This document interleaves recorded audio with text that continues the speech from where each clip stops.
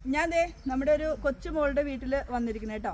അപ്പോൾ ഇവിടെ വന്നപ്പോൾ ഇവരുടെ വീടും ഈ പരിസരമൊക്കെ ഒന്ന് കാണാമെന്ന് വിചാരിച്ചാണ് കയറിയതാണ്. ഇത് ഏതാ സ്ഥലം ചേച്ചി? സിയമ്പം സമരഭൂമി. Okay okay. ചാലക്കുടിയിൽ നിന്നാണ് വരുന്നത്. ചാലക്കുടി വരുന്നതെന്ന് പറഞ്ഞതെന്ന് വെച്ചാല് ഞങ്ങൾക്ക് എന്ത് പാട്ടാ വേണ്ടിയെന്ന് പറഞ്ഞു. മണിച്ചേട്ടനെ അറിയോ? മണിച്ചേട്ടന്റെ നാട്ടിൽ നിന്നാണ് ഞാൻ വന്നത്. അന്ന് ഒരു പാട്ട് പാടും മണിച്ചേട്ടന്റെ. ചാലക്കുടി എന്ന് പറഞ്ഞ മതി, പാടിക്കോ. ഒടപ്പഴ പോലൊരു പെണ്ണിനെ വേണ്ടി ഞാൻ ഉടപ്പഴയാകെയാളഞ്ഞേണ്ടി. ഒടപ്പഴ പോലൊരു പെണ്ണിനെ വേണ്ടി ഞാൻ ഉടപ്പഴയാകെയാളഞ്ഞേണ്ടി. ഞാൻ വേറൊരു വാക്ക് ഞാൻ തിരിച്ചു പാടും കേട്ടോ. ഓക്കെ, അത് നിങ്ങൾ നോക്കണ്ട. എന്തേടി പെണ്ണേ നീ എന്നോട് മിണ്ടാത്തെ, കാലക്കേടെങ്ങാനും സംഭവിച്ചോ? എന്തേടി പെണ്ണേ നീ എന്നോട് മിണ്ടാത്തെ, കാലക്കേടെങ്ങാനും സംഭവിച്ചോ? പേര് പറഞ്ഞില്ലല്ലോ. എന്റെ പേര് സോഹൻ. നോക്കി, ഒരു വീടിന്റെ ഫ്രണ്ടാണ് ഈ കാണുന്നത്. നമുക്കിതൊക്കെ കാണുമ്പോൾ മനസ്സിന് വല്ലാത്തൊരു സങ്കടമാണ്. കണ്ടോ, നമ്മുടെ ജീവിതത്തിൽ വല്ലപ്പോഴൊക്കെ നമ്മളിങ്ങനെയൊക്കെയുള്ള ഒരു ജീവിതത്തെ നമ്മൾ നേരിട്ട് കണ്ട് ബോധ്യപ്പെടണം. അപ്പോഴാണ് നമ്മുടെ ജീവിതത്തിൻ്റെ ആ ഒരു സന്തോഷവും സുഖവും എത്ര വലുതാണെന്നുള്ളത് നമ്മൾ അറിയുള്ളൂ. അപ്പം ഞങ്ങളിവിടെ വന്നപ്പോൾ റോഡ് സൈഡിൽ ഈ ഒരു വീട് കണ്ടപ്പോൾ ഇവിടെ ഒന്ന് ഇറങ്ങിയതാണ്. ഇതേപോലെ ഒത്തിരി ഒത്തിരി ഒത്തിരി വീടുകളും കുടുംബങ്ങളും ജീവിതങ്ങളൊക്കെ ഉണ്ട്. അല്ലാത്തൊരു സങ്കടം തോന്നുന്ന കാഴ്ച തന്നെയാണ്.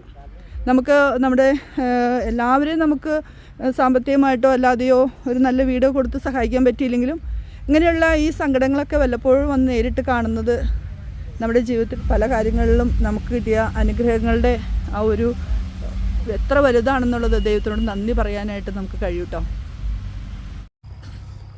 ചേട്ടൻ്റെ പേരെന്താ? എൻ്റെ പേര് കണ്ണൻ. അപ്പൊ കണ്ണൻ ചേട്ടാ, ഞങ്ങളിപ്പോ ഇതിലെ പോയപ്പോഴേ നിങ്ങളോട് ഇരിക്കുന്നുണ്ടപ്പോ ഒന്ന് വന്നതാണ്. നമ്മുടെ ഈ ഇതൊക്കെ ഞങ്ങൾ ആദ്യമായിട്ട് കാണണേ. ഇങ്ങനെ വയനാട്ടില് ഇതേപോലെ നിങ്ങളുടെ ഗോത്രത്തിലുള്ള ആൾക്കാരുടെ വീടുകളൊക്കെ ഒന്ന് കാണാൻ വലിയൊരു കൗതുക. നിങ്ങളുടെ താമസം, നിങ്ങളുടെ ജീവിത രീതിയൊക്കെ കാണുമ്പോഴേ കുറച്ചും കൂടി ഒന്ന് മെച്ചപ്പെടുത്താന്നൊക്കെ നമ്മുടെ മനസ്സിലേക്ക് ആഗ്രഹം വരും. കിട്ടുന്നു. അപ്പൊ നിങ്ങൾ ഇവിടെ എങ്ങനെയാ നിങ്ങളുടെ ജീവിതത്തിൽ വേറെ ഒന്നും കാര്യമായിട്ട് കരുതിയിട്ടില്ല. എന്തെങ്കിലും ഇന്നത്തെ ചായയുടെ കാര്യങ്ങളൊക്കെ നടക്കട്ടെ കേട്ടാ. ഓക്കെ, ഒന്നും വാങ്ങിച്ചിട്ടില്ല, അതാണ് ഞങ്ങൾക്ക് കാണാൻ പറ്റുമെന്നുള്ളത് അറിയാം കേട്ടാ. നമ്മളിത് വേറൊരു വീട്ടിലേക്കാണ് പോണത്.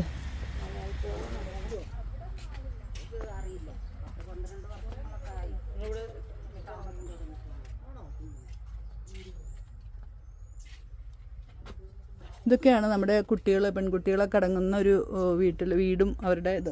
ഒരുപക്ഷെ ഇവർക്ക് ഇതേ ജീവിതവുമായി പൊരുത്തപ്പെട്ട് പോകാൻ പറ്റുന്നുണ്ടാകും.